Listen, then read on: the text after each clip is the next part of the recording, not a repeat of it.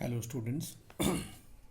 After 3.3, our next topic is elementary operation of a matrix. Elementary operation किसी matrix के कितने होते हैं और कैसे वो लगाए जाते हैं इनके बारे में पढ़ेंगे। इसके बाद हमारा टॉपिक होगा इन्वर्टिबल मैट्रिक्स। इन्वर्टिबल मैट्रिक्स किसे कहते हैं। एंड देन हमारा टॉपिक होगा inverse of a matrix by elementary operations, यानी कि फिर एलिमेंट्री ऑपरेशंस जिनकी हम बात फर्स्ट टॉपिक में कर रहे हैं उनको यूज़ करके किसी मैट्रिक्स का इन्वर्स कैसे फाइंड किया जाता है। तो सबसे पहले हम देखते हैं एलिमेंट्री ऑपरेशंस कितने टाइप के होते हैं और कैसे वो लगाए जाते हैं। तो इसके लिए मैं आपको थोड़ा एग्जांपल के थ्रू समझाऊंगा। हमारा जो फर्स्ट है that is to interchange the rows and interchanging the columns. That means जैसे हमारे पास एक मैट्रिक्स है 2 3 5 7 2 9 1 3 5। तो this is row number first, this is row number 2 and this is row number 3। अगर बात करें कॉलम्स की तो ये हमारा कॉलम नंबर 1 है, ये कॉलम नंबर 2 है और ये कॉलम नंबर 3 है। तो ये आपको इसलिए बताया कि तो इसमें रो 1 रो 2 रो 3, कॉलम 1 कॉलम 2 कॉलम 3। तो इनके ऊपर ऑपरेशन आप कैसे लगाने हैं। तीन तरह के ऑपरेशन मैं आपको बता देता हूँ। पहली जो होते हैं तीन ही तरह के होते हैं, एलिमेंट्री ऑपरेशन इनको बोलते हैं। R I interchanged by R J और C I interchanged by C जे। मतलब कि हम दो रोज़ को इंटरचेंज करेंगे या दो कॉलम्स को आपस में इंटरचेंज करेंगे। वो टाइम के अकॉर्डिंगली हम देखेंगे कि क्या सूटेबल है हमारे लिए, यानी कि इंटरचेंज कर सकते हैं। तो आर आई मतलब आयथ रो को जेथ कॉलम के साथ जेथ रो के साथ इंटरचेंज करना। जैसे कि यहाँ तो मैंने जर्नल लिखा, तो हम R1 इंटरचेंज बाय R3 अगर लिखें तो ये ऑपरेशन लगाने के बाद ये मैट्रिक्स जो है वो चेंज होके क्या बन जाएगी। 1 और 3 को इंटरचेंज करने की बात की गई है। इसके ऊपर लगाने के बाद फर्स्ट रो जो है वो थर्ड के प्लेस पे चली जाएगी 2 3 5, और थर्ड जो है वो फर्स्ट के प्लेस पे चली जाएगी 1 3 5। देन जो 7 to 9 जिसके बारे में हमने बात ही नहीं की वो अपने प्लेस पे ही रहेगी। इसी तरह अगर मैं इस मैट्रिक्स के ऊपर कोई दूसरा ये सी वाला को ऑपरेशन लगा दूं, जैसे C2 is interchanged bye C3, तो इससे क्या इफेक्ट इसके ऊपर पड़ेगा। इस ऑपरेशन के लगाने के बाद इसका सेकंड और थर्ड कॉलम आपस में इंटरचेंज हो जाएगा। मतलब 5 9 5 सेकंड पे आ जाएगा और 3 2 3 फर्स्ट थर्ड पे आ जाएगा। और 1 7 2 जिसके बारे में हमने इसके अंदर कोई बात ही नहीं की वो अपने प्लेस पे रहेगा, जैसे है वैसे ही रहेगा। तो ये हो गया एक फर्स्ट टाइप के ऑपरेशन। फर्स्ट ऑपरेशन है कॉलम्स को या रोज़ को इंटरचेंज करना, आपस में ही करना है। अब ये बात का ख्याल रखें, ऐसा कोई ऑपरेशन नहीं होता कि R I is interchanged by C J etcetera, ऐसा कुछ। ठीक है, आर आई को सी जे से ऐसा कोई ऑपरेशन नहीं होता। तो आप मेनली दो रोज़ को इंटरचेंज कर सकते हो या दो कॉलम्स को इंटरचेंज कर सकते हो, और वो उसकी भी कुछ वैलिडेशंस हैं, मैं बताऊंगा आपको कि ये जो सारे मैं ऑपरेशंस बता रहा हूँ इनकी क्या वैलिडिटी है। तो इसके बाद थर्ड सेकंड जो ऑपरेशन होता है किसी कांस्टेंट से मल्टीप्लाई करना, चाहे किसी कॉलम को चाहे किसी रो को। जैसे उसका ऑपरेशन का जो स्ट्रक्चर होता है वो पूरा स्ट्रक्चर ये होता है कि R I is changed by, ये साइन है इज़ चेंज्ड बाय, मतलब आर आई को चेंज किया गया है किस ऑपरेशन के अकॉर्डिंगली। आर आई ये मैच ही करेगा, हमेशा मैच करेगा ये, प्लस के टाइम आर जे। मतलब आर आई में हमने किसी दूसरी रो यानी कि आर जे का कुछ टाइम मल्टीप्लाई करके उसमें ऐड किया है। और ये जो के है वो नेगेटिव भी हो सकता है, पॉजिटिव भी हो सकता है, वो फ्रैक्शन भी हो सकता है, यानी कि के अंदर सब कुछ आ जाएगा। अगर के नेगेटिव हुआ तो ये आपको देखने में लगेगा कि आपने आर आई में से आर जे को माइनस किया है। अगर के डिवाइड में हुआ यानी कि 1/2 वगैरह हुआ तो आपको लगेगा कि आर जे को हमने किसी से मल्टीप्लाई नहीं किया, एक्चुअली डिवाइड करके उसमें ऐड किया है। तो मतलब ये सारी चीज़ें बीच में ही आ जाती हैं। जैसे हमें इस मैट्रिक्स के ऊपर बात करूँ तो एक ऑपरेशन इस मैट्रिक्स पे पहले लग चुका है, इससे ये बनी है। इसके ऊपर एक और मैं ऑपरेशन लगा रहा हूँ, R1 is changed by R1 plus 2 time R2, यानी कि R2 का डबल करके मैं इसमें ऐड करूँगा। वैसे मैं थोड़ा कन्फ्यूजन से बचने के लिए बता देता हूँ कि इनको थोड़ा रफ में सॉल्व कर लिया जाए तो बेटर होता है, क्योंकि जब अगर आप डायरेक्टली इसमें करने बैठोगे तो गलती होने के चांसेस रहते हैं। मोस्टली जब माइनस वगैरह करना हो और डिवाइड में कोई नंबर हो, फ्रैक्शन आ जाए, तब थोड़ी सी मुश्किल ज़्यादा आती है। तो मैं आपको सजेशन दूंगा कि आप ऐसे करो। देखो R1 यानी कि आपकी ओरिजिनल R1 उठाओ 1 3 5, और प्लस का साइन है नीचे तो 2R2 का मतलब है इसका डबल, इसका डबल मतलब 14, 2 इंटू 4, 2 इंटू 9 18, और ये प्लस का साइन है तो यहाँ आप जो साइन है वही रखोगे। तो 1+14 15 हो जाएगा, 3+4 7 और 5+18 23। और इसको लिखना किसके प्लेस पे है, इसके प्लेस पे जिसको हमने चेंज किया है, क्योंकि हमने बोला था R1 is changed by R1, यानी कि अब इस मैट्रिक्स को हम किस तरह से लिखेंगे चेंज करके, यानी कि इस मैट्रिक्स के ऊपर हमने ये ऑपरेशन इम्प्लीमेंट कर दिया तो ये मैट्रिक्स चेंज होकर क्या बन जाएगी। देखो R1 में चेंज किया तो R1 की जगह ये चली जाएगी 15 7 23, और बाकी दो के ऊपर कुछ भी नहीं किया हमने, 7 2 9 सेम आ जाएगा और 2 3 5 भी सेम आ जाएगा। तो ये पूरा एलिमेंट्री ऑपरेशन है। तो ये मैं थोड़ा सा आपको थर्ड बता गया, एक्चुअली मैं सेकंड बताने के लिए सोच रहा था, मेरे दिमाग में ये चल गया तो मैंने ये थर्ड आपको पहले बता दिया गलती से, तो कोई दिक्कत नहीं, सेकंड अभी देख लो आप। सेकंड जो ऑपरेशन मैं बता रहा था, कभी कभी हम ऐसे भी कर देते हैं, यानी कि RI is changed by K time RI, मतलब किसी रो को किसी नंबर से मल्टीप्लाई करके लिखना। जैसे कि इसी मैट्रिक्स पे बात कर लो आप, जैसे ये मैट्रिक्स हमारी यहाँ तक बन चुकी है, अगर मैं इसकी R2 को चेंज करके 3 टाइम R2 लिखना चाहूँ तो हम इसे ऐसे लिखेंगे, R2 is changed by 3 time R2, यानी कि अब इसके ऊपर ये मैं ऑपरेशन लगा दें तो ये मैट्रिक्स चेंज होके क्या बन जाएगी देखते हैं। R1 तो सेम ही आ जाएगा 15 7 23, और R2 की जगह उसका 3 टाइम आ जाएगा, इसका 3 टाइम यानी 3 × 7 21, 3 × 2 6, 3 × 9 27, और ये सेम आ जाएगी 2 3 5। तो ये 3 तरह के ऑपरेशन है, यानी कि आप किसी रो को किसी नंबर से मल्टीप्लाई करके लिख सकते हो, और किसी रो में किसी दूसरी रो का कुछ नंबर मल्टीप्लाई करके ऐड कर सकते हो, सब्ट्रैक्ट कर सकते हो। यानी कि जैसे अगर यहाँ पे 2 की बजाय -2 होता तो डेफिनेटली सब्ट्रैक्ट होना था उसमें, है ना। तो इसी तरह के ऑपरेशन कॉलम पे भी लग जाते हैं, यानी कि कॉलम पे भी आप ऐसे इनकी जगह C आ जाता है, और जो भी चेंजेस करते हो आप कॉलम्स में करते हो।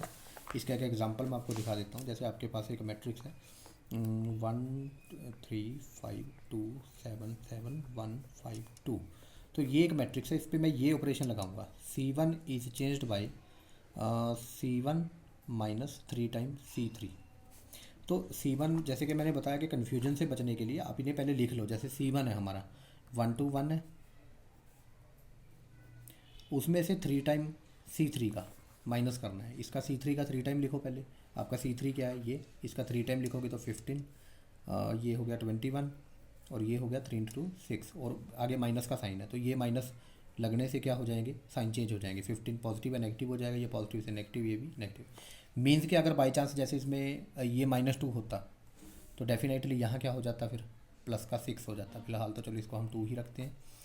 तो इस पर करने के बाद क्या आएगा, देखो 1 - 15 माइनस का 14, 1 2 - 21 माइनस 19, और ये माइनस का 5। तो ये ऑपरेशन लगने के बाद की जो मैट्रिक्स है वो हो जाएगी आपकी ये सेम, और सॉरी C1 की जगह पे लिखना है हमें, तो ये लिखा जाएगा -14 -19 और लास्ट में माइनस का 5।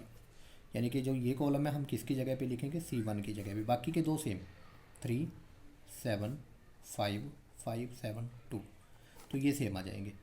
तो ये था हमारा कॉलम ऑपरेशन। इसी तरह कॉलम ऑपरेशन बाकी के भी लगेंगे, इंटरचेंज करना दो कॉलम्स को, दो रोज़, किसी कॉलम को किसी नंबर से मल्टीप्लाई करके भी लिख सकते हैं। जैसे इस पे लगाएं तो C2 is changed by 3 time C2 लिखें, या -3 टाइम C2 लिखें, तो ये हो जाएगा जैसे -14 -19 -5 सेम। C2 में -3 टाइम करना है, -3 टाइम करोगे तो -9 -21 -15 एंड देन 572 सेम। तो ये ऑपरेशन इसके ऊपर लगाने के बाद ये हो जाएगा। ये आप देख रहे हो कि मैट्रिक्स के ऊपर ऑपरेशन लगाने के बाद उसमें क्या चेंजेस आते हैं। अब मैं वैलिडिटी की बात करूँगा कि क्या हम ये ऑपरेशन लगा सकते हैं। अब ऐसा तो है नहीं कि कोई ऑपरेशन मर्जी लगा दो मैट्रिक्स पे कोई चेंज ही नहीं आएगा। देखो आपने देखा ये मैट्रिक्स कुछ हो रहा है, ये कुछ हो रहा है। अगर मैट्रिक्स के लिहाज से हम देखें इनको तो इनका ये टोटली डिफरेंट मैट्रिक्स है, क्योंकि दो मैट्रिक्स को हम इक्वल कब कहते हैं, जब बिल्कुल एंट्रीज मैच करें, है ना। एंट्रीज मैच करें तभी इक्वल कहते हैं हम उनको। बट इनमें कोई एंट्री मैच नहीं कर रही, जबकि मैं आगे जो जैसे ऑपरेशंस की मैं बात कर रहा हूँ तो ऐसा लगता है कि जैसे जहाँ दिल किया हम वहीं पे ये ऑपरेशन लगा सकते हैं, क्योंकि मैं हर बार ये कह रहा हूँ कि ये ऑपरेशन लगा सकते हो आप, ये ऑपरेशन लगा सकते हो। तो ऐसा नहीं है कि आप ऐसे ही ये मैट्रिक्स आपके पास लिखी हुई है आप लिख दोगे कि दिस इज़ इक्वल टू और ऊपर से ऑपरेशन ठोक दोगे, ऐसे नहीं। ये मैट्रिक्स इसके इक्वल नहीं है। हम एक्चुअली इसको जब लगाएंगे ना उस टाइम पे हमारे पास ये सिचुएशन होगी कि इधर भी कुछ एक मैट्रिक्स होगी, इधर भी कोई एक मैट्रिक्स होगी, और वो इक्वल होंगी, शुरू में वो इक्वल होंगी। तो हम ये ऑपरेशन जो भी लगाएंगे, जैसे इधर जो भी ऑपरेशन लगाना है वही सेम ऑपरेशन हम इधर लगाएंगे। तो ये वो चीज़ हो जाती है जैसे इक्वेशन में हम दोनों साइड सेम नंबर से मल्टीप्लाई कर दिया, दोनों साइड सेम नंबर ऐड कर दिया या डिवाइड कर दिया, या कोई दोनों साइड पे रेसिप्रोकल ले लिया, तो कुछ इस तरह से मीन्स के वैसे सिंगल मैट्रिक्स पे अगर आप कोई ऑपरेशन लगाते हो तो मैं ये नहीं कहूँगा कि वो वैल्यू सेम ही आएगी या मैट्रिक्स सेम आएगी, सेम नहीं आती वो, दे आर नॉट इक्वल। हम ऑपरेशन लगा सकते हैं बट इक्वालिटी में, इधर भी लगा दिया इधर भी लगा दिया। हम डिटर्मिनेंट में जाके पढ़ेंगे कि कुछ ऑपरेशन वैलिड होते हैं इन तीनों में से, और उनको जब लगाते हैं तो उसके बदले में हमें क्या करना होता है, ठीक है, वो हम बाद में पढ़ेंगे, बाद में डिस्कस करेंगे। फिलहाल जो मैट्रिक्स में हमने काम करना है उसमें इक्वालिटी होगी, और जो ऑपरेशन हमारा लगाया जाएगा वो दोनों साइड लगाया जाएगा, जिस वजह से हम ये कह सकते हैं कि इट इज़ वैलिड। हम कुछ ऐसा नहीं कर रहे कि अपनी तरफ से कर रहे हैं, दोनों साइड सेम लगा रहे हैं, सेम लगाने से दोनों साइड इम्पैक्ट सेम पड़ेगा, तो इस तरह से उनमें कोई ऐसा कोई चेंज नहीं आएगा, यानी कि इक्वेशन जो है वो वैसे की वैसे होल्ड करती रहेगी जैसे वो कर रही है। तो ये मेरा कहने का मतलब था कि एलिमेंट्री ऑपरेशन तीन तरह के होते हैं, रोज़ को कॉलम्स को इंटरचेंज करना, किसी रो या कॉलम को किसी स्पेसिफिक नंबर से मल्टीप्लाई करके लिखना, या किसी रो या किसी कॉलम में किसी स्पेसिफिक रो या कॉलम का कुछ टाइम मल्टीप्लाई करके ऐड सब्ट्रैक्ट करना। तो दीज थ्री आर सब वैलिड ऑपरेशंस, और ये वैलिड तब तक हैं जब तक आप इनको इक्वेशन के हिसाब से लगाते हो, दोनों साइड लगाते हो। ऐसे एक साइड पे एक ऑपरेशन लगा दिया, दूसरी पे कोई और लगा दिया, तब वो इक्वालिटी जो है वो होल्ड करे ना करे उसकी कोई हमारे पास कोई गारंटी नहीं है। तो ठीक है, इक्वालिटी होल्ड करने की गारंटी तब है जब सेम ऑपरेशन दोनों साइड लगाया जाएगा। इवन के इन्वर्स फाइंड करते टाइम तो हमारा ये भी रूल होगा कि अगर हम रो ऑपरेशन से स्टार्टिंग कर लेते हैं तो हमारा सारा का सारा काम रो ऑपरेशन पे ही चलेगा, उसमें एक भी कॉलम ऑपरेशन हम नहीं लगा सकते। इवन इसी तरह अगर आप चाहो तो कॉलम ऑपरेशन स्टार्ट कर लो एक बार ही लगाने, तो पूरे का पूरा जो प्रोसेस है इन्वर्स फाइंड करने का उसमें हम सिर्फ कॉलम ऑपरेशन ही यूज़ करेंगे, फिर रो ऑपरेशन दोबारा नहीं लगाएंगे। यानी कि पूरे प्रोसेस में थ्रू आउट आप एक ही टाइप के ऑपरेशन यूज़ कर सकते हो, या रोस ऑपरेशन या कॉलम ऑपरेशन। तो ये हमारा मेन कॉन्सेप्ट है, तीन तरह के ऑपरेशन होते हैं, क्यों लगा सकते हैं हम उनको, वैलिड क्यों है, और तीसरी बात वैलिड कैसे हैं, ऐसे नहीं कि उस साइड कुछ और लगा दिया उस साइड कुछ और लगा दिया। These all are the things. And अब हम पढ़ते हैं हमारा next topic, that is invertible matrix.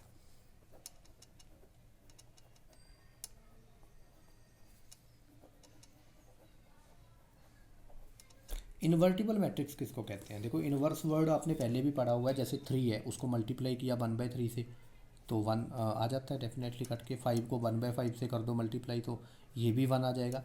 तो 3 के लिए उसका इन्वर्स 1/3 है, 1/3 के लिए उसका इन्वर्स 3 है, इसी तरह 5 का इन्वर्स 1/5 और 1/5 का इन्वर्स 5 है। तो दैट इज़ कॉल्ड इन्वर्स, ये वही इन्वर्स है।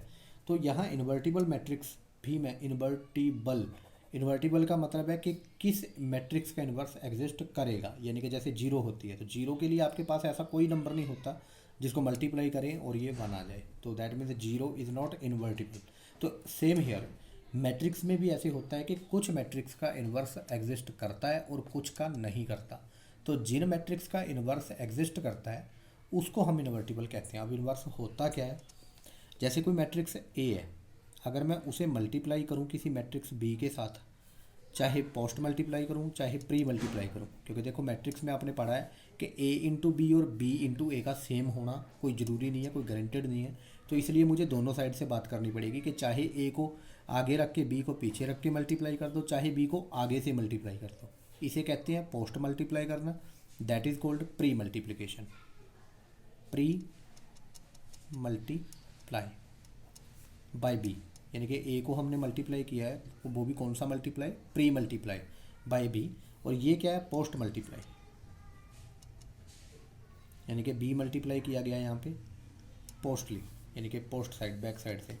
तो पोस्ट मल्टीप्लाई बी या प्री मल्टीप्लाई बाय बी अगर ए से करें तो वो क्या आए, एक आइडेंटिटी मैट्रिक्स आए। तो ओवरऑल आपने यही सोचना है कि ए मैट्रिक्स को इन्वर्स हम बी को तब कहेंगे जब ए के साथ बी को मल्टीप्लाई करने पे क्या आ जाए हमारे पास, आइडेंटिटी। जैसे कि मैंने आपको बताया था शुरू में कि ये जो 1 0 0 0 1 0, ये 0 0 1, इस टाइप की जो मैट्रिक्स होते हैं जिन्हें कि हम आइडेंटिटी मैट्रिक्स कहते हैं और आई से डिनोट करते हैं, ये मैट्रिक्स बिल्कुल वो काम करेंगी जो नंबर्स में 1 करता है। नंबर्स के अंदर 1 का वही रोल रहता है जो रोल इस मैट्रिक्स का हमारा मैट्रिक्स में रहेगा। जैसे कि 1 को मल्टीप्लाई कर दो किसी भी नंबर के साथ, वही नंबर हमें ऑब्टेन हो जाता है। तो सेम हेयर इस मैट्रिक्स को आप सुटेबल ऑर्डर की कोई भी मैट्रिक्स से मल्टीप्लाई कर दो तो वो मैट्रिक्स में कोई चेंज नहीं आता, वही मैट्रिक्स आपको मिल जाती है। ये मैट्रिक्स की एक स्पेशलिटी होती है आइडेंटिटी की। तो आइडेंटिटी मैट्रिक्स आनी चाहिए किसी मैट्रिक्स को दूसरी मैट्रिक्स से मल्टीप्लाई करके, तभी हम कहेंगे कि ये जो बी है वो ए का क्या है, इन्वर्स है। और जो यहाँ पे आप देख रहे हो, इस सिचुएशन में हम ए को बी का इन्वर्स कह सकते हैं और बी को ए का, क्योंकि जैसे हमने यहाँ देखा 5 को 1/5 का रेसिप्रोकल, 1/5 को 5 का रेसिप्रोकल। तो हमारे लिए अगर A into B, B into A equal to identity आ जाए तो हम बी को क्या कह सकते हैं, B is A inverse. A inverse की नोटेशन होती है ए की पावर -1 में लिखना, तो बी इज इक्वल टू क्या हो जाएगा, ए इन्वर्स हो जाएगा, यानी कि बी को हम ए का इन्वर्स कह सकते हैं। तो ये था इन्वर्टिबल मैट्रिक्स, यानी कि जिस मैट्रिक्स का इन्वर्स एग्जिस्ट करे, जिस मैट्रिक्स के लिए हमें कोई दूसरी मैट्रिक्स बी मिल जाए जिसको मल्टीप्लाई करके आइडेंटिटी आता हो, उस मैट्रिक्स को हम क्या कहते हैं, इन्वर्टिबल मैट्रिक्स कहते हैं। ठीक है, तो ये सुन लिया आपने, what is invertible matrix, a matrix for which we have a B matrix, after multiplying by A we get identity matrix. तो उस मैट्रिक्स को ही हम इन्वर्टिबल कहते हैं, और उस सिचुएशन में जो हमारा वो बी होता है, उस बी को हम इन्वर्स बोलते हैं मैट्रिक्स का। ठीक है, तो बी इज़ इन्वर्स ऑफ ए। अब इसे फाइंड करने का प्रोसेस है। फाइंड कैसे करेंगे इसको, सिर्फ हमारे पास अभी फ़िलहाल एक ही मेथड है। देखो डिटर्मिनेंट चैप्टर जब करेंगे तो उसमें एक मेथड जो वैलिड मेथड है, ज़्यादा अच्छा मेथड है, ज़्यादा स्ट्रॉन्ग मेथड है, वो भी पढ़ेंगे। लेकिन अभी फ़िलहाल हम बाय यूजिंग ऑपरेशंस इसको फाइंड आउट करेंगे। तो आपने एक क्वालिटी इसकी पढ़ी है इन्वर्स की, कि जिसे जब हम इसे मैट्रिक्स से मल्टीप्लाई करेंगे मेन मैट्रिक्स के साथ, तो ये हमें आइडेंटिटी देगा। तो ये आपके माइंड में देखो होना चाहिए। और आगे एक थ्योरम है यूनिकनेस ऑफ इन्वर्स, ये मैं वैसे ही बता देता हूँ आपको, कि जिस किसी मैट्रिक्स का इन्वर्स एग्जिस्ट करेगा वो यूनिक होगा, एक ही होगा। ऐसा नहीं कि एक मैट्रिक्स के हमारे पास कोई 2 इन्वर्स या 3 इन्वर्स हो जाएंगे। हर मैट्रिक्स का इन्वर्स अगर हुआ तो वो यूनिक ही होगा। ठीक है, अगर हुआ तो, अगर ना हुआ तो वो अलग बात है। तो that is uniqueness of inverse. ठीक है, ये मैट्रिक्स थ्योरम थर्ड है, यूनिकनेस ऑफ इन्वर्स। तो इसी तरह थ्योरम 4 जो है वो क्या है, if A and B are invertible matrices, अगर ए और बी दोनों ही इन्वर्टिबल हैं, सेम ऑर्डर की हैं, तो उनकी मल्टीप्लाई का जो इन्वर्स होगा वो उनके इंडिविजुअल इन्वर्स की मल्टीप्लिकेशन के इक्वल होगा, बट रिवर्स ऑर्डर में, जैसे ट्रांसपोज में आपने पढ़ा था।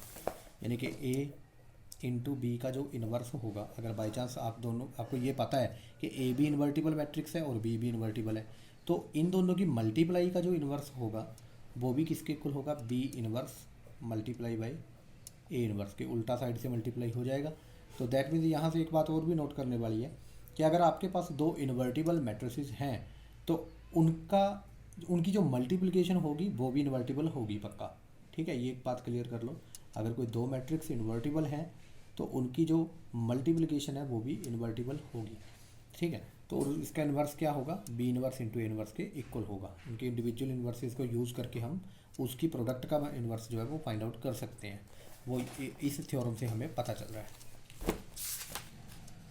अब इन्वर्स ऑफ मैट्रिक्स से स्टार्ट करते हैं। पहले 2x2 ऑर्डर पे ट्राई करते हैं। जैसे एक मैट्रिक्स है हमारे पास 1 2 2 -1, तो ये ए मैट्रिक्स है हमारे पास।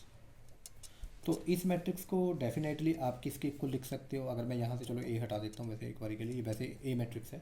This matrix can be written as, इसका नाम है ए। ठीक है, 1 0 0 1 इंटू ए, क्योंकि मैंने आपको बता रखा है कि ये जो आइडेंटिटी मैट्रिक्स होती है उसको किसी भी मैट्रिक्स से मल्टीप्लाई कर दो वही मैट्रिक्स आ जाती है। ये ए मैट्रिक्स है ना, तो आइडेंटिटी को ए से मल्टीप्लाई किया तो यही आएगी। तो इससे आपको एक इक्वेशन मिल जाती है कि this matrix is equal to identity matrix into A. अब हमारा मेन पर्पज़ क्या है, इसके ऊपर ऑपरेशन लगाते जाएंगे, इधर भी वही ऑपरेशन लगा दिया करेंगे हम, इधर भी वही ऑपरेशन लगा दिया करेंगे, और धीरे धीरे ऑपरेशन हम इस तरीके से लगाएंगे कि ये जो मैट्रिक्स है ये धीरे धीरे किस में कन्वर्ट हो जाए, आइडेंटिटी मैट्रिक्स में। तो ये मैट्रिक्स जो है कन्वर्ट होकर कोई ना कोई मैट्रिक्स तो बनेगी। ठीक है, वो कोई भी मान लो, चलो बी मान लो, कुछ उसका नाम, मतलब वो कुछ भी बनेगी, वो अपनी मर्ज़ी से बनेगी। ये हम अपनी मर्ज़ी से बनाएंगे, ये अपनी मर्ज़ी से बनेगी धीरे धीरे, क्योंकि हमें इधर ऑपरेशन लगाना है ये सोच के कि ये आइडेंटिटी बने, बट इधर ऑपरेशन जो है वो वही लगाना है जो इधर लगाया था, इस पर कुछ सोचना नहीं है। तो ये अपने आप ही बनेगी जो बनेगी, और साथ में ये ए मल्टीप्लाई में चलता रहेगा। तो लास्ट में आप जो स्टेज पे पहुंचोगे उस पर आप क्या देखोगे कि एक मैट्रिक्स होगी, उसकी मल्टीप्लाई ए के साथ कर रहे हैं तो वो क्या आ रही है, आइडेंटिटी मैट्रिक्स। तो इससे आपको श्योर हो जाएगा कि ए को बी से मल्टीप्लाई करके आइडेंटिटी आती है, जिसका मतलब है जो बी है वो ए का इन्वर्स है। क्लियर आपको समझ में? तो हम ऑपरेशन लगाते जाएंगे, जब ये आइडेंटिटी बन जाएगी उसी टाइम जो उधर मैट्रिक्स बनेगी ऑपरेशन लग लग के, वही मैट्रिक्स हमारा इन्वर्स होगा इस मैट्रिक्स का। तो चलो स्टार्ट करते हैं। हमारा सबसे जब आइडेंटिटी बनानी है तो हमारा सबसे पहला फोकस होता है इसको वन बनाना, इस एलिमेंट को। तो इसमें ये एलिमेंट पहले ही वन है, तो इसका हमारा ये स्टेप जो है वो ख़त्म हो जाता है। उसके बाद हमारा काम होता है बाकी की जीरोस बनाना। जैसे इस कॉलम के अंदर जितने भी बाकी एलिमेंट बच गए, जैसे इसमें एक ही है, इसमें तो एक ही है ना, 2 बचा है, तो इसको जीरो बनाना है। तो कौन सा ऑपरेशन यूज़फुल है, हम R2 में से क्या माइनस कर देंगे, 2 time of R1।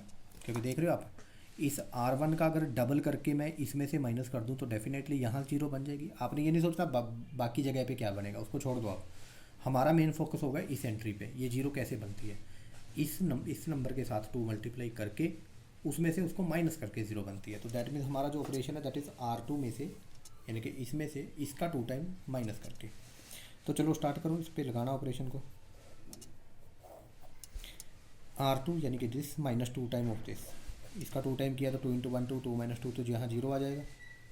Sorry R2 पे ऑपरेशन लगा रहे हैं तो ये यहाँ लिखा जाएगा। R2 is changed by R1 में कोई चेंज नहीं करना, वो 1 2 जैसे है वैसे ही आ जाएगी। इसी तरह R2 यानी कि -1 में से भी क्या माइनस करेंगे हम, इसका 2 टाइम यानी कि 4, तो -5 यहाँ बन जाएगा। इधर भी यही सेम ऑपरेशन लगाएंगे आइडेंटिटी पे R2 minus two time R1 लगाएंगे तो क्या बनेगा, R2 तो इसका क्या है हमारा 0 1, इसका 2 टाइम किया तो 2 0, और माइनस किया तो मतलब -2 -0, तो 0 -2 आ जाएगा R2 की जगह पे। और यहाँ क्या रहेगा, 1 रहेगा, 1 - 0 1 होता है। बाकी R1 तो सेम ही रहेगी, उस पर कोई ऑपरेशन नहीं है, into A as it is आ जाएगा। तो अब हमारा एक स्टेप तो कवर हो गया, इसका फर्स्ट कॉलम जो आइडेंटिटी बन गया 1 0। अब यहाँ पे क्या बनाना है हमें 1, तो उसके लिए हमारा वो वाला ऑपरेशन यूज़ करेंगे हम कि किसी भी कॉलम रो को हम किसी से डिवाइड कर सकते हैं, मल्टीप्लाई कर सकते हैं। यानी कि यहाँ हम R2 को 1/5 नेगेटिव से मल्टीप्लाई कर देंगे। जैसे कि हमने पढ़ा था ना, किसी भी रो को हम किसी स्पेसिफिक नंबर से मल्टीप्लाई कर सकते हैं। तो ये करेंगे दोनों साइड ही, एक साइड नहीं करेंगे। यह -1/5 क्यों किया, ताकि यहाँ पे कट के अपने आप ही 1 आ जाए, इसलिए किया है मैंने। तो फर्स्ट ऑफ ऑल ये देख लो, रो 2 पे ऑपरेशन लग रहा है तो फर्स्ट रो पे कोई इम्पैक्ट नहीं पड़ेगा। जो फर्स्ट रो है हमारी जैसे 1 2 वो वही आ जाएगी। और रो 2 में 5 से डिवाइड किया गया तो 0 को 5 से डिवाइड करके तो कुछ भी नहीं, 0 ही आ जाएगा। और ये -5 से डिवाइड होके 1 आ जाएगा, जो कि हमारा काम था वो हमने कर दिया। और उस साइड हम यही ऑपरेशन लगाएंगे तो क्या होगा, यहाँ हम पहले लगा के रख लेते हैं। हमारा ऑपरेशन था इससे -1/5 मल्टीप्लाई करना, तो दिस इंटू दिस 2/5 हो जाएगा, दिस इंटू दिस -1/5 हो जाएगा। तो यानी कि हमारी उस साइड पे क्या लिखा जाएगा, R2 की जगह 2/5 और -1/5। फर्स्ट जो है वो सेम ही लिखी जाएगी। फर्स्ट में क्या थी हमारी 1 0 और इंटू ए। अब यहाँ पे 0 बनानी है, ठीक है। ये स्टेप वाइज काम चलता है, इसमें ये नहीं सोचना कि सर हमें ऐसे कैसे पता चलेगा कि कौन सा ऑपरेशन अब लगाना है। It is very sequential operation. Sequential कैसे है, फर्स्ट ऑफ ऑल यहाँ 1 बनाओ, उसकी बाकी एंट्रीज को 0 बनाओ, फिर अगली में सेकंड नंबर पे 1 बनाओ, बाकी सारी एंट्रीज 0 बनाओ, फिर थर्ड पे 1 बनाओ, बाकी सारी एंट्रीज 0 बनाओ। जब हम 3/3 ऑर्डर की करेंगे तो उसमें और क्लियर हो जाएगा आपको। तो फिलहाल हमारा यहाँ पे 0 बनाने का मेन टारगेट है, क्योंकि इस कॉलम का जो 1 है, जहाँ पे 1 होना चाहिए वहाँ हमने 1 बना दिया, बाकी सारी एंट्रीज को 0 कर देना है। और ये 0 कैसे होगी, इसका 2 टाइम इसमें से माइनस करके, यानी कि कहीं ना कहीं R1 में से क्या R2 में से करें, R1 में चेंज चाहिए ना हमें, तो R1 को आगे रखेंगे, R1 माइनस इसका 2 टाइम यानी कि R2 का 2 टाइम। तो फर्स्ट ऑफ ऑल ये तो हो ही जाएगा काम हमारा। R1 में चेंज किया जा रहा है, तो इसका 2 टाइम अगर इसमें से माइनस भी करते हैं, 1 में से इसका 2 टाइम माइनस करते हैं तो 1 ही आ जाएगा, 0 है। 2 में से इसका 2 टाइम माइनस करते हैं तो 0 आ जाएगा, और इसमें तो कोई चेंज आएगा ही नहीं, 0 1 ही आ जाएगा ये तो।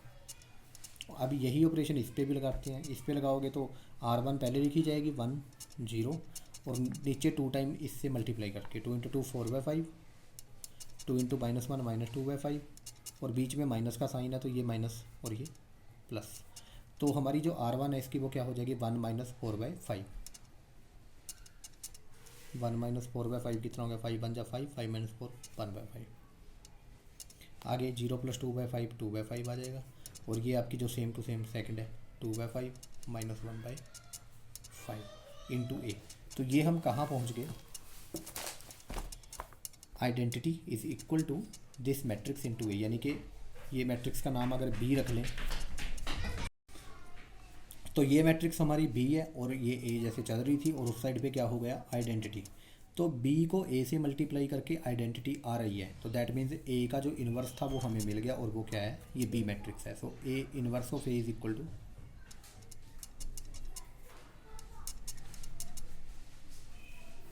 1/5, 2/5, 2/5 -1/5। ठीक है, तो इन्वर्स ऑफ ए हमारा ये है, हमारा मेन काम हो गया कि ए इसका ये हमारा क्या है, ए का इन्वर्स हमें मिल गया। इसकी नोटेशन ये होती है, जैसे ऐसे आप इन्वर्स ऑफ ए लिखने की ज़रूरत नहीं है, आप इसकी जगह क्या लिख सकते हो, A inverse is equal to this. चाहे आप ऐसे लिख लो या ऐसे लिख लो notation wise, A inverse is equal to this matrix.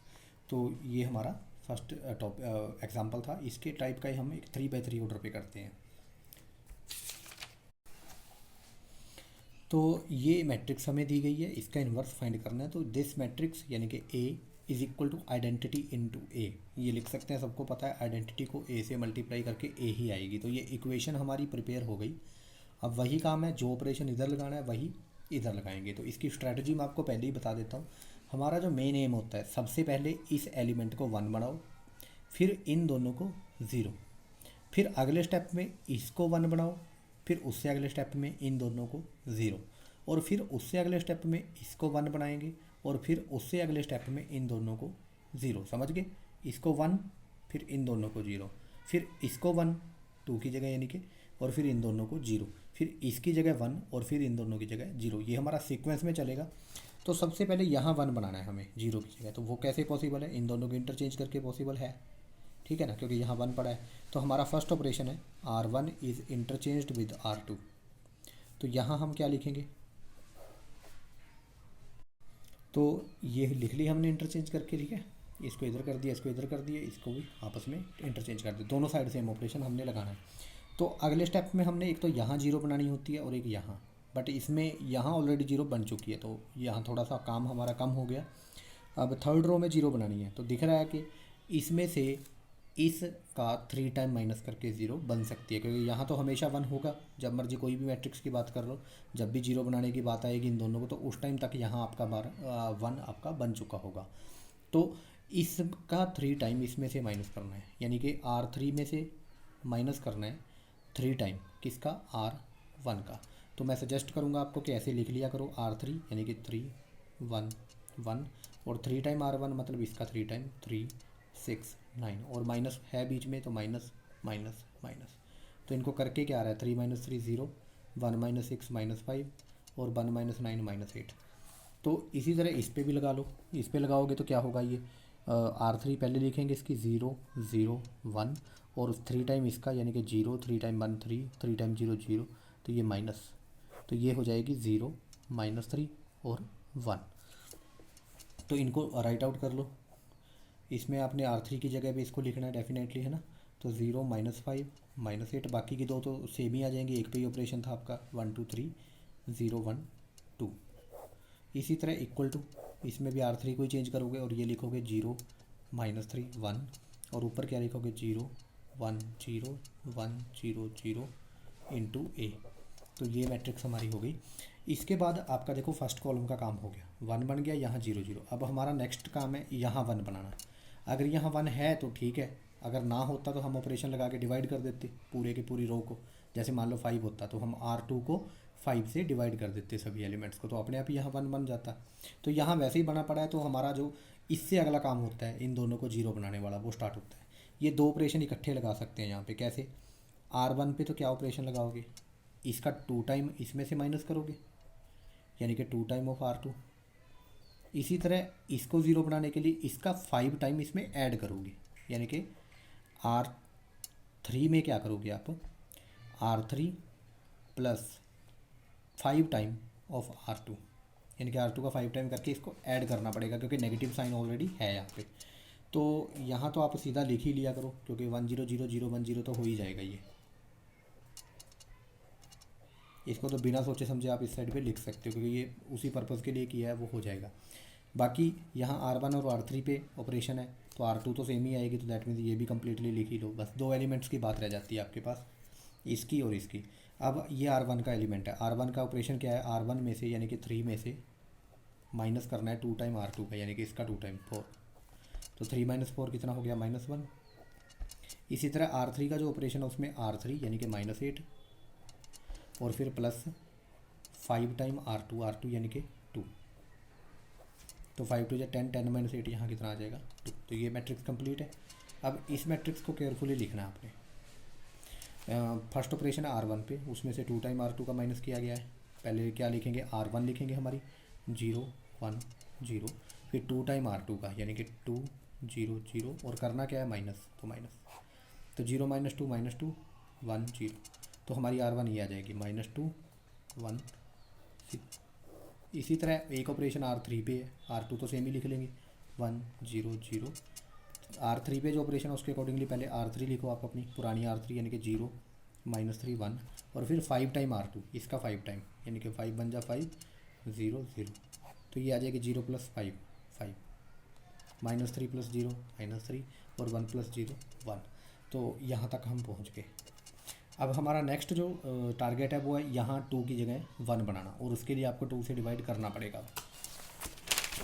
किसको, R3 को डेफिनेटली, है ना। तो R3 is changed by R3 divide by 2। तो इसको डिवाइड करते यहाँ पे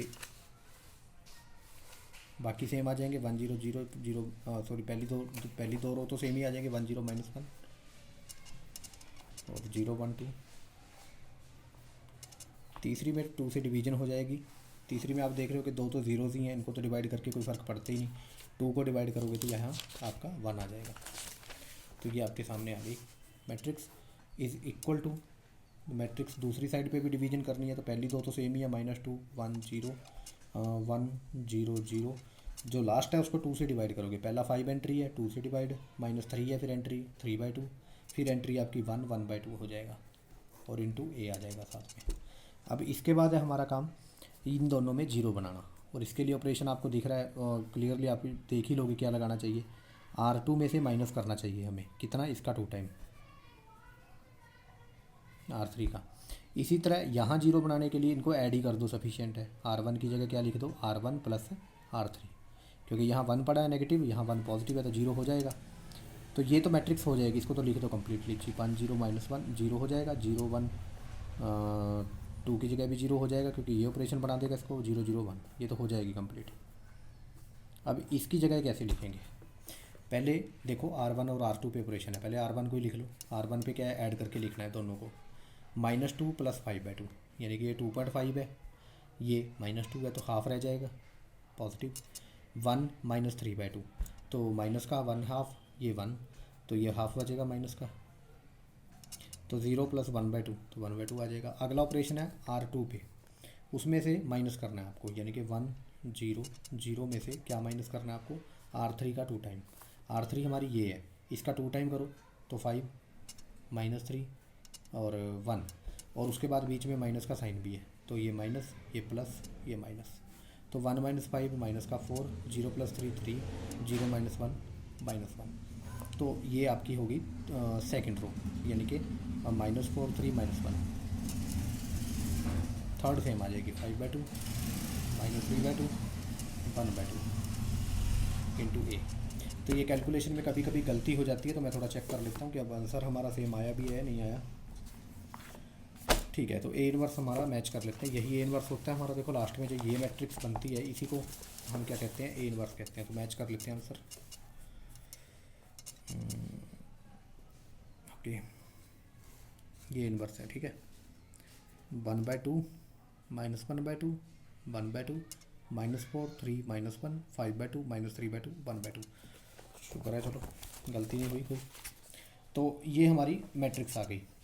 तो ये जो मैट्रिक्स आई है इसी को क्या कहा जाता है, ए इनवर्स। तो ए इनवर्स हमारा यहाँ पे ऑब्टेन हो जाता है। तो आपने देख लिया कैसे 3/3 ऑर्डर को हैंडल किया हमने। मैं दोबारा बता देता हूँ। इसमें सबसे फर्स्ट टारगेट होता है यहाँ पे 1 बनाना। उसके लिए हम डिवाइड भी कर सकते हैं, कॉलम्स को रोज़ को इंटरचेंज भी कर सकते हैं। जैसे यहाँ मान लो 5 होता और यहाँ भी 7 होता, तो इंटरचेंज करके तो नहीं बनने वाला था 1, तो आपको फर्स्ट रो को ही डिवाइड करना पड़ता। फिर किससे, 5 से 7 से, जो भी वहाँ पे नंबर होता उससे। बस उससे क्या होता है कि फ्रैक्शन थोड़ी ज़्यादा आ जाती है। कोशिश करो कि अगर इंटरचेंज करके आपका 1 बन जाए, यानी कि अगर कहीं पे कॉलम में आपको 1 मिल रहा है तो उससे 1 बना लो तो ज़्यादा अच्छा होता है, क्योंकि उससे कैलकुलेशन कम है। और चलना अपने बिल्कुल सीक्वेंस में है, यानी कि यहाँ पे आपका 1 बनाएंगे, फिर यहाँ 0 यहाँ 0, फिर यहाँ 1 बनाएंगे, फिर यहाँ 0 यहाँ 0, फिर यहाँ 1 बनाएंगे, यहाँ 0 यहाँ 0। मैक्सिमम आपके 9 ऑपरेशन लगेंगे। पहला ऑपरेशन इसको 1 बनाने में, बाकी 2 ऑपरेशन अगली स्टेप में इकट्ठे लगाओगे इनको 0 बनाने में। 3 हो गए ऑपरेशन। चौथा ऑपरेशन लगेगा इसको 1 बनाने में, यानी कि जो डिवाइड वगैरह करके बनाना पड़ सकता है। और 5वां और 6वां ऑपरेशन लगेगा इन दोनों को 0 बनाने में। फिर 7वां ऑपरेशन लगेगा इसको 1 बनाने में, और 8वां और 9वां ऑपरेशन लगेगा इसको 0 बनाने में। अब इसमें कम लगे हैं ऑपरेशन, इसका रीज़न क्या रहा? जैसे आपने एक तो यहाँ एक ऑपरेशन कम लगा, क्योंकि जब आपने इंटरचेंज किया तो 1 0 पहले ही यहाँ बन गई थी, तो आपको यहाँ पे सिर्फ एक ऑपरेशन से काम चल गया था। जबकि इसमें आपने देखो 2 ऑपरेशन लगा के 0 बनाया, और एक ऑपरेशन और कम लगा इसमें, यहाँ 1 बनाने वाला इसमें लगाना ही नहीं पड़ा, क्योंकि यहाँ पे इंटरचेंजिंग की वजह से ही 1 पड़ा था पहले। अदरवाइज़ यहाँ पे एक ऑपरेशन लगा के इसको डिवाइड करके 1 बनाना पड़ता, लेकिन ये बन गया था तो इसलिए आपने सीधा उनको 0 बनाने वाला ऑपरेशन लगा दिया। तो थर्ड में आपको ये सारा करना पड़ा। सबसे पहले आपने इसको 1 बनाया, ठीक है, डिवाइड करके, और उसके बाद ये 2 ऑपरेशन लगा के इनको 0 इसको 0 बनाया। तो यानी कि लास्ट के स्टेप में हमारे 3 ऑपरेशन पूरे लगे हैं। तो टोटल 9 ऑपरेशन ज़्यादा से ज़्यादा लग सकते हैं। ये ना सोचना कि पता नहीं कभी बनेगा ही नहीं, तो ऐसा नहीं होगा। बिल्कुल लाइन में चलें, ये डेफिनेटली बनेगा आफ्टर 9 ऑपरेशंस मैक्सिमम। कभी कभी किसी से एग्जांपल में हमारे थोड़े कम भी लग जाते हैं। तो ये तो था इन्वर्स फाइंड करना इन्वर्टिबल मैट्रिक्स का। लेकिन बाई चांस हम ऑपरेशन लगाना स्टार्ट करते एक ऐसी मैट्रिक्स पे जिसका इन्वर्स ही ना हो, क्योंकि कुछ मैट्रिक्स हो सकती हैं, अब आपको देखते ही पता तो नहीं चलेगा कि इसका इन्वर्स नहीं होगा, क्योंकि उसकी थोड़ा क्राइटेरिया होता है, वो डिटर्मिनेंट में डिस्कस करेंगे हम। बाई चांस ऐसी मैट्रिक्स पे आप ऑपरेशन लगाना स्टार्ट कर देते हो जिसका इन्वर्स फाइंड नहीं हो सकता, तो डेफिनेट सी बात है कि कहीं ना कहीं दिक्कत तो आएगी। वो दिक्कत क्या आएगी वो मैं बता देता हूँ आपको। वो क्या होगी, जैसे आपको मैंने बताया कि हमारा मेन टारगेट होता है यहाँ आइडेंटिटी क्रिएट करना। तो बीच स्टेप्स में जाके कहीं ना कहीं आपकी पूरी की पूरी रो ही 0 बन जाएगी। चाहे आपकी एक रो 0 बन जाए, चाहे कई बार होता है कि दोनों की दोनों रो एकदम से 0 बन जाती हैं। आप एकदम से कन्फ्यूज़ हो जाओगे, भाई ये क्या, इसमें तो सारी 0 बन गए।